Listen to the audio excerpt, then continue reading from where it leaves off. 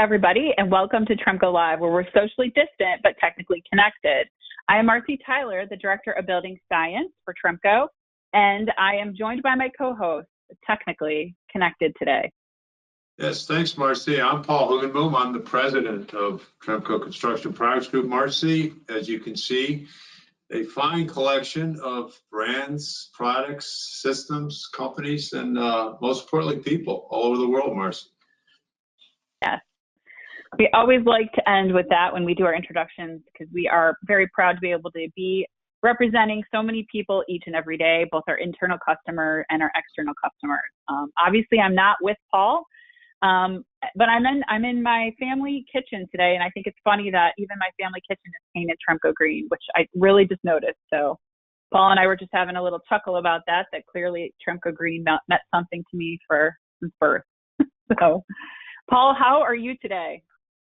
I'm terrific. I'm a little getting over a small cold, which is unusual, right? In these days of COVID, Yeah. They say nobody gets a cold anymore. So I'm the one in Ohio that got a cold, and believe it or not, in Ohio right now there's some sunshine, which Marcy, as you know, we don't get in February, so not a bad day.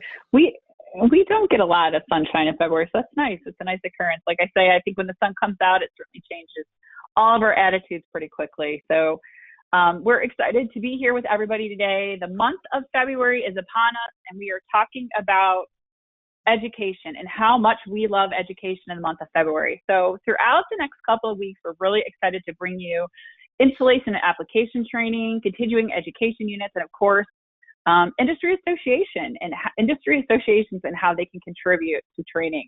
The pictures you're seeing up there in front of you today, the inlaid one is from a Esterary, so that's Sealant Waterproofing Restoration Institute training. So Paul, we got a couple of training programs through them, which is great, focused on contractors. Pretty cool. Absolutely, and we see somebody very famous in that picture, right? That must be Scotty Stinson. Yes.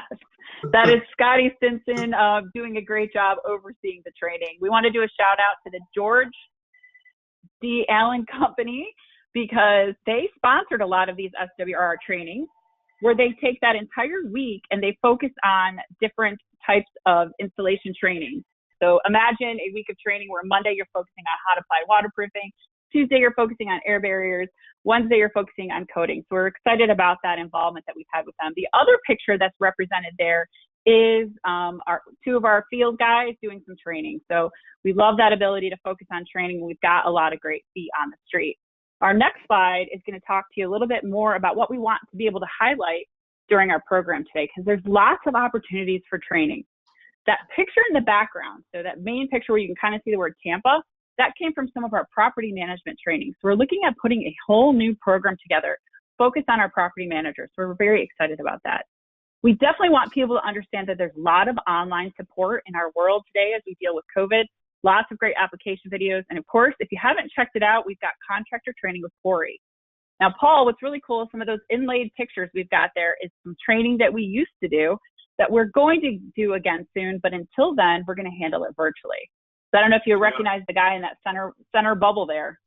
Yeah, I was going to say that's when you and I were still able to host in person, and I always like to be there to both welcome and of course participate. And that's our test wall facility where Marcy, we've been gone so long from our test wall facility that I think we probably spent a couple $1 million there in the last year, and I have yet to see any of it.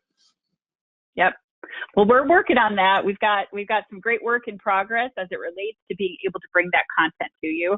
I do regular tours of that facility, just like you're seeing today, right live from that facility. But we're coming up from some really cool ways to help all of our customers engage. Some of those other pictures there was once again training prior to COVID. The upper picture is Dante doing some training. You can see some buckets of products. And then down below, that's training of our field tech reps. And they're learning about each other's products. So the Drive It products, the Nudura products, the Will Seal products, Puma, Securic Extra 430, all working together outside doing some hands-on training. So we're really excited about that. Paul, you and I have talked a lot about online training, specifically with Randy White, and Nidora has a great online training program that we're very proud of. And I know he's put a lot of effort into, so we're excited that we have that capability. Yeah, I think Marcy has, in the last, since really March and really having to deal with being socially distanced, I'm absolutely amazed at the innovation going on about how do we make, in a distance environment, how do we make training as impactful as if we were there in person? And I don't think anything will ever substitute truly for being in person, yep. But I think some of the work done in the last 10, 11 months has been, it's really been startling how effective it is. Yeah. Yeah, and how I imagine, obviously post-COVID, or as we continue to work with COVID conditions, we'll probably have smaller gatherings. We'll probably make sure we do social distancing and, safe protocols as much as possible. As an example, Dante did a training today with contractors. They did it outside. They were able to socially distance and still be able to handle it. I know we're still doing that as much as we can, but we're obviously being pretty safe. The next bullet there talks about Drive It. Al Zabo is one of our great technical subject matter experts, and he does a training every month. So that's just another great way that you can engage and get some training as it relates to Drive It products. We've also have focused on Puma training for many years now, and we do a whole quality applicator program. And I know this is one of those trainings, Paul, that you really are encouraged about. Yeah, I think that whole, we call it QAP for short around here, right, Marcy? But that whole quality applicator program is really an effort on our part to really raise the bar. And I think there's a number of our products and systems that we think warrant being able to do that. Of course, one of the things about Puma is it sets up so fast.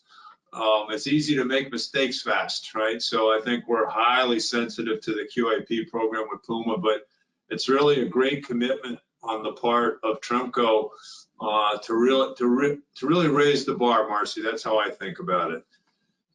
Absolutely. We want to be able to be there and support people as much as possible. The next bullet talks about the Securic Expert 430. Ever since we launched that product several years ago, we had an installer training program, and we still require that as part of the means and methods for project delivery. We want to make sure that our installers are trained, the ones that are going to be utilizing the product. I think we're going to learn from our guest here in a few minutes that having that direct line of contact with everyone involved in the project is going to make a big difference on the success of the project. And then the last bullet goes back to that previous slide I mentioned, just about our Esterary contractor training program. We have partnered with them. We have a variety of opportunities to train through that training program. And what's great is it is 8 hours of training. I say it's great. It may not feel great for the person attending it, but I know that they walk away with lots of great information, with a focus on safety, with a focus on, just understanding the terminology, different means and methods of installation, and of course, how do we get those successful installs and communicate them and work together on the details. So lots of things there, Paul, that we're pretty excited about. So you know what, Paul, I thought it would be a great opportunity right now to take a look at our audience. We've made an effort to try to really get different people involved in our Tremco Live. So with that, keeping that in mind, if you would like some more opportunities to hear about these specific training programs, please answer this now. It looks like you can only choose just one, but don't worry, choose the one that you're most interested in. That will let me know that you're interested in one of the training programs. And then when you and I have a conversation, we can sort out what that looks like. The other way that you can communicate this is if you have a sales rep that you work with really closely, you can communicate that directly to them. But look forward to ways that we're going to communicate these training programs directly to you and make sure that you're well aware of it. Once again, I've only listed 5 there. There's 5 options for you to choose. But if there's something that you're interested in from Tremco that is not listed there, go ahead, as I mentioned, answer one of those. And then when I reach out to you, we can try to understand exactly what it is. Because, of course, we want to make sure that the training we provide you is very customized to meet your needs. So if we've gotten those answers going, are we ready to share the results?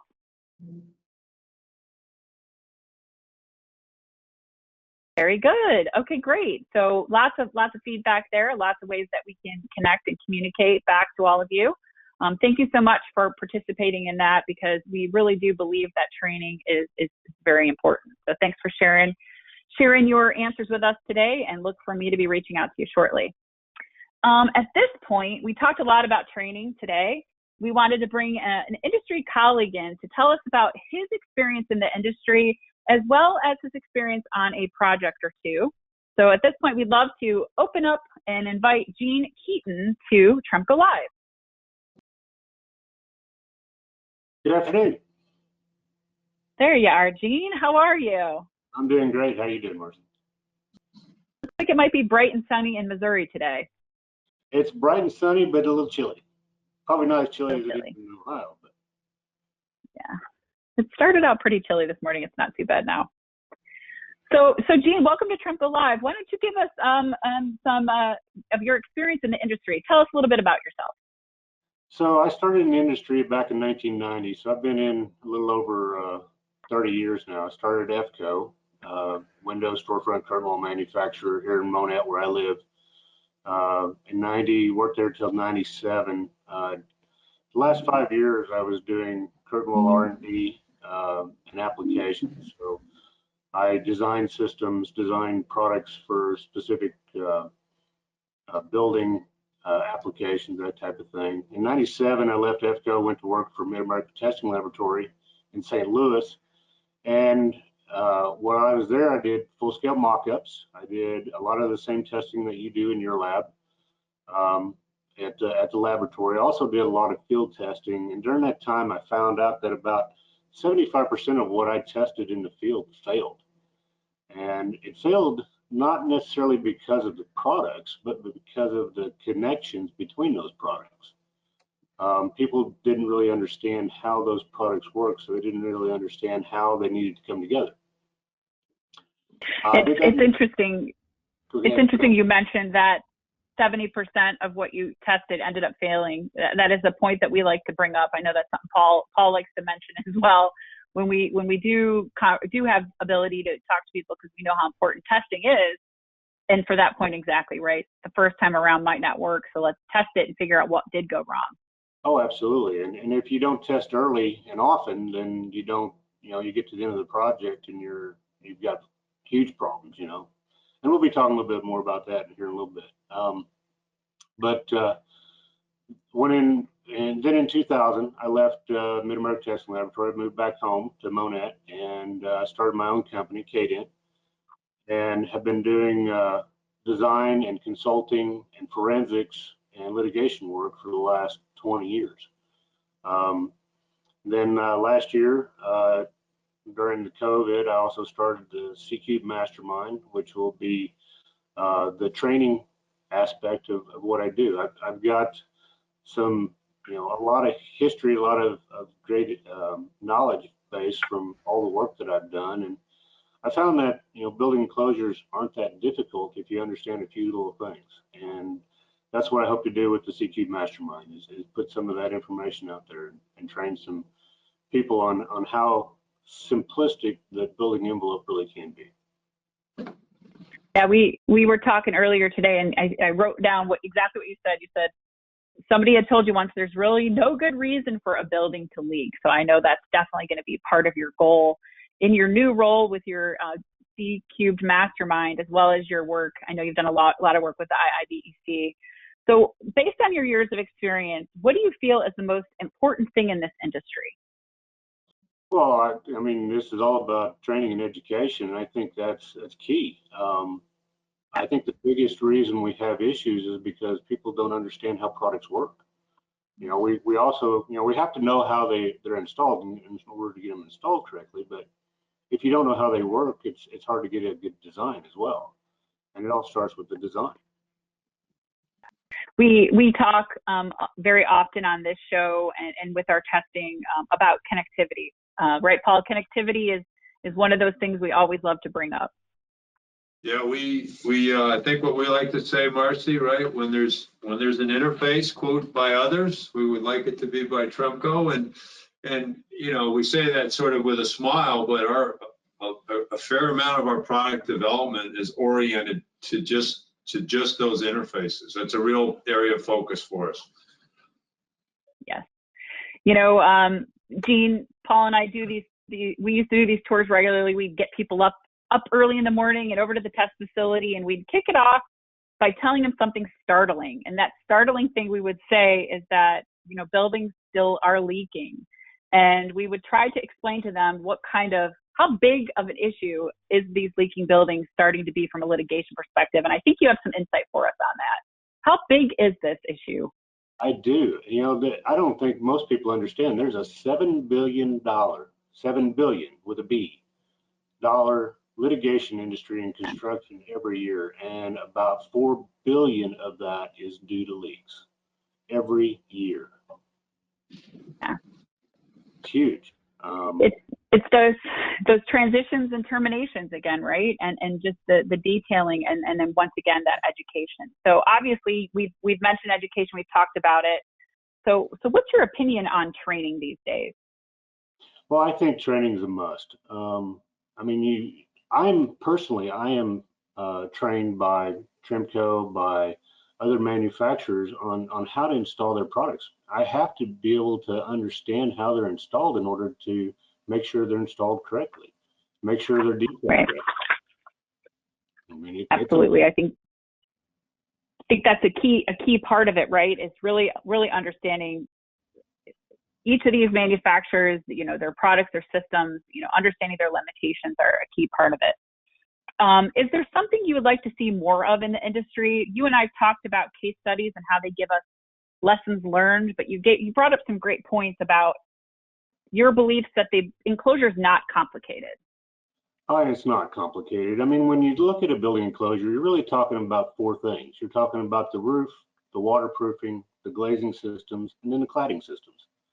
If you can make sure that those 4 things, or the first 3, are continuous and connected, then the 4th one, you just got to make sure that it doesn't, you know, violate that waterproofing or the roofing system and cause it to leak. So that continuity is crucial. And if you understand the products and systems that you're putting together, it really only boils down to those 4 things. Well, and I know we've already talked about it today so far, is about going back to the basics. And so we're here committed to help you with your messaging as much as we possibly can. And I know you're working on a new training program that'll be part of our March educational series just about that, connectivity and getting back to the basics. So we're very excited about that. I know you also mentioned, you know, if we can get back to the basics, it can start to really help eliminate these issues. And I think you also put a number based on your experience as to what that number of expenditures equal to just for leaks themselves. Well, like I said, you know, $4 billion a year. We're spending, you know, out of all the construction industry, we're spending, you know, so much money trying to build these buildings better and stronger and tighter and make sure they don't leak. But still, $4 billion a year in litigation because of leak issues. You know, and a leak only occurs when there's a hole. You know, so we have to make sure those holes are plugged. Like Paul said, those by others. Those have got to be picked up by somebody.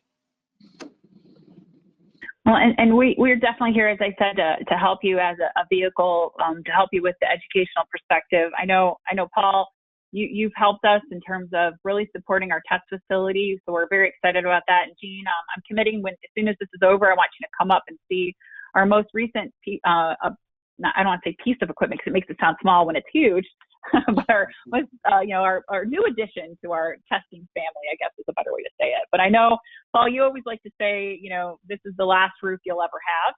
So we want to commit to maintaining it or restoring it or restoring it if necessary. That's Paul's commitment for sure.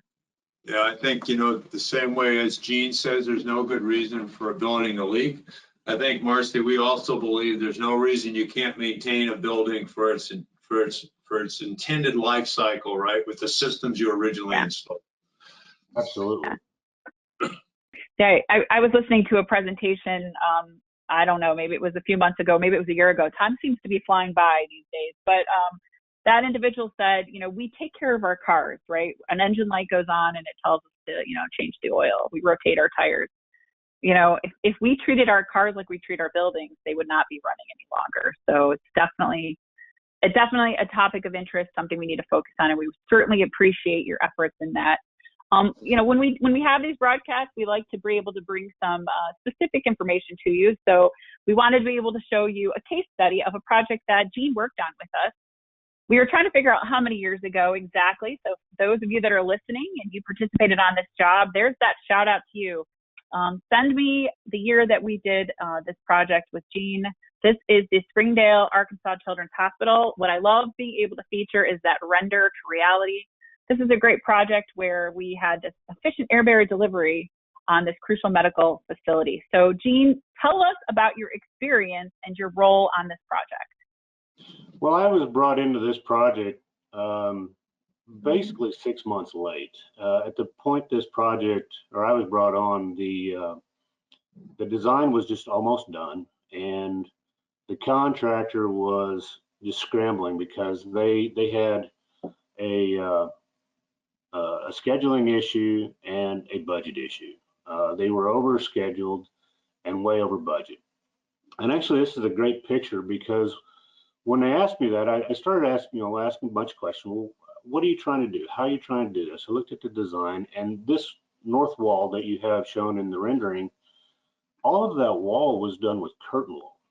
And when I looked at that, you can see that only about a third of that wall is actually glass, and the rest of it is panel and opaque wall. So I started looking at that design, and I'm thinking, okay, well, there's a huge cost savings that can be made just by getting rid of the curtain wall. But okay, we're in Northwest Arkansas. Winters aren't that great. They're usually wet, not, they're cold, but they're also wet. So how else can we do this? And I'd already been introduced to the SE430 system, and I brought up this concept about, let's get rid of curtain wall where we don't need curtain wall, and let's panelize the opaque wall with this SE430. And they said, well, what's my benefit? And I said, well, number one, you get rid of a waterproofing contractor. You don't have to have a bunch of guys, in lifts going back and forth trying to get this stuff done. And as soon as that wall is done with the 430 and you've stripped it in and put in the curtain wall, you're 95% done. And all of a sudden a light bulb went off in the contractor's head and said, wait a minute, you're telling me this stuff can go on in any condition, any weather. I don't have to worry about overspray or any of those other things. I can do it through winter? I said, yeah, absolutely. And the whole thing turned out, we started in October and finished in February. We started the enclosure in October and finished in February and saved it 3 months. That's amazing. So, Paul, this makes me think of a conversation we just had earlier today. 6 months too late, even for Gene Keaton on this project, right? So Paul's dedicating and asking me to work on just that. How do we communicate as early as possible with all the people that need to be involved on these projects? I think, Marcy and I were talking, Gene, about just the need to educate everybody involved about how to do everything early, right? So I asked Marcy, I said, could we at some point in the next couple of months actually have perhaps a course or a slide deck where we just communicate what's all possible at the beginning, and then sort of on a sliding scale, what becomes less possible as you get later in the process? Oh, absolutely. Because we redesigned this entire building in about a 6-week period in order to accomplish this. And the whole benefit of it could have been, we could have shortened that whole design schedule, number one, and got it out earlier. And then the whole process of getting it done could have saved tons of money because, and actually did because of what we did with it. The huge size scale. Had we waited until later in the project, and in fact, I've had projects where they came back and said, well, I've got an issue with applying the weather barrier in these conditions. I said, well, you've only got a little bit of the sheetrock up. Why don't you change from Secure Rock to the SE430 and that would have saved them time, it would have saved them energy, it would have saved them everything. But they just changed to a peel and stick. I mean, they didn't really save themselves things, and we could have saved them even more during that process. So you started off late in this project, but with them being behind schedule and over budget, how did it end up? I think you kind of mentioned this already. Yeah, I talked to the contractor afterwards. They did say, the contractor says they saved 3 months in the schedule, and they did complete on time. They also said that they saved about $300,000, and that $300,000 was labor and not having to have the additional contractors on the project. I looked at that and said, well, okay, that's relative, and that's very good information, but you didn't take into consideration that we eliminated $20 a square foot for all the opaque wall, for being able to get rid of the curtain wall system. You didn't eliminate the $200,000 in liquidated damages you would have had to pay if you were late on the project, and they only had to be late a month to have that full $200,000. So by coming in early, eliminating curtain wall, and their own associated costs, I figure that project saved about $800,000. You mentioned, as we always want to with case studies, lessons learned. What about some lessons learned here? Well, the big lesson learned was it's really difficult to force a manufacturer to come into an area when they're not really ready yet. When this thing kicked off, you guys are, I think you were about 2 years into your 430, and Southwest Missouri, Northwest Arkansas, you know, the Midwest wasn't even on your radar to start yet. And I'd already been introduced to it at a show, and the guys really loved it. So I basically forced this into Northwest Arkansas. And in the process, we missed a couple things. And really the big thing was the contractors doing the work didn't realize what all the accessories were that were available to them. We had an area about 300 square foot where they didn't know they can get 3-foot sheets of weather barrier, the Tremco weather barrier, to go along with this 430. And they went out to the local Menards and grabbed the nearest thing and put it up, and would have been a huge issue. I mean, because it was in an area that would have leaked immediately. Yeah, so we talked about that and making sure as we progress and have progressed with this system was to make sure that our contractors knew about all the other accessories that Tremco has to offer beyond what we included in this system. Now, interesting to note that a different type of integrated air barrier system was going to be used on this. So the plan was potentially not our system, but Gene really stood his ground. He wanted to use this system. And as a company, we came together with him and supported him throughout this project. And we're very excited that we were able to have his support and his encouragement to make sure that it didn't go to another integrated air barrier, but it stayed Securic X4 430. So we really appreciate that. A key point here that I didn't realize until I was talking to Gene. So here's a fun fact for you, Paul. And I don't know if you know this, when we first started off, we wanted everything to be consistent. So the orange membrane had orange detailing sealant. And as you can see here in these pictures that I found on the internet today, that project in process, you can't see the green sealant because this was before we used green sealant. We had orange sealant. But it was interesting. So Gene was a key part of our lessons learned, enforcing quality control.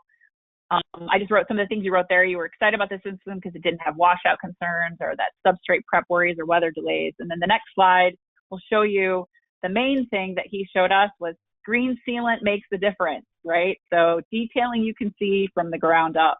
So tell us a little bit about that, Gene.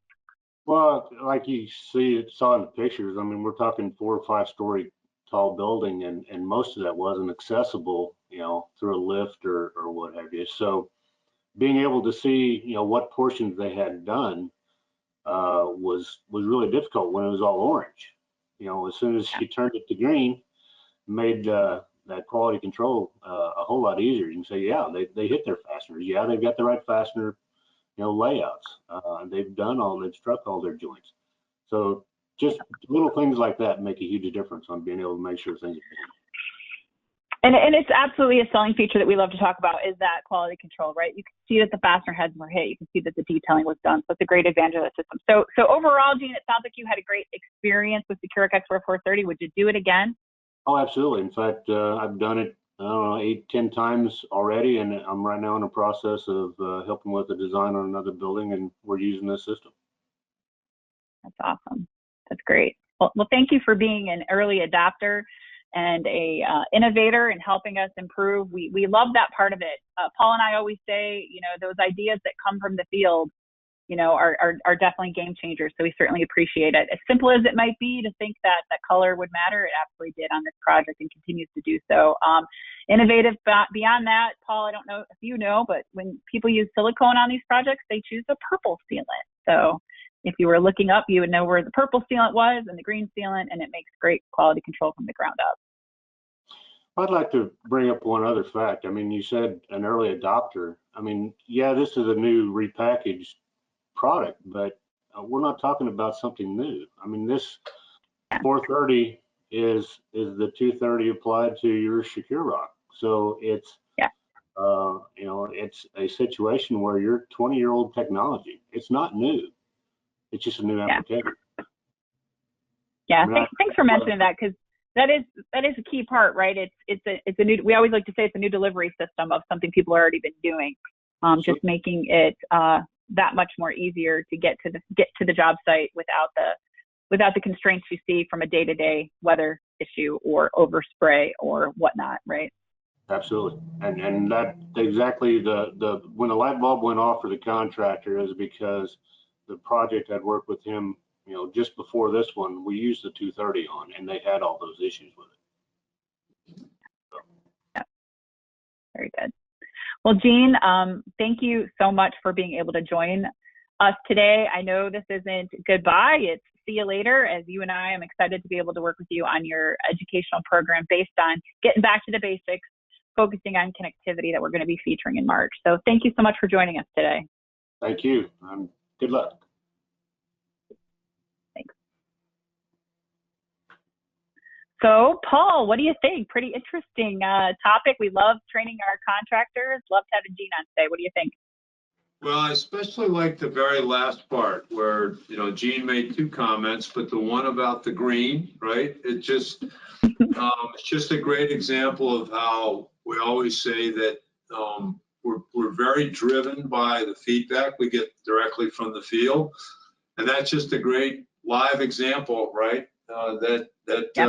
A small detail, but oh, so very important, right? And I also appreciated that Gene mentioned at the end that it's actually very tried and true technology. And again, you know, the concept of just how to, you know, take a step out of the process. But it was nice of Gene to remind you and I that, well, we've probably been at these air barriers a long, long time, right? So it's just a different way to bring it to market. Exactly. Yes, I appreciate him mentioning that for sure. So great broadcast today. Paul, good to see you. I was glad we were able to still connect and still have a nice broadcast. So up next week, we're going to continue to focus on education in the entire month of February. And we are going to feature an industry colleague of mine that works for an association that focuses on training. And they focus on training, you know, young professionals or new entries into this industry. So he's going to come on our show next week and talk to us all about that. So we're very excited about having him on next Friday.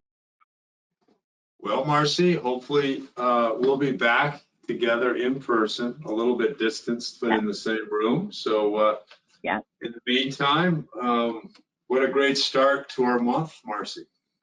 Yeah. Exactly. I'll leave the Tremco Green Kitchen and join you in the Tremco Live office. So thank you. Thanks, Paul. And thank you, everybody, for joining us today. Travel safe. See you next week.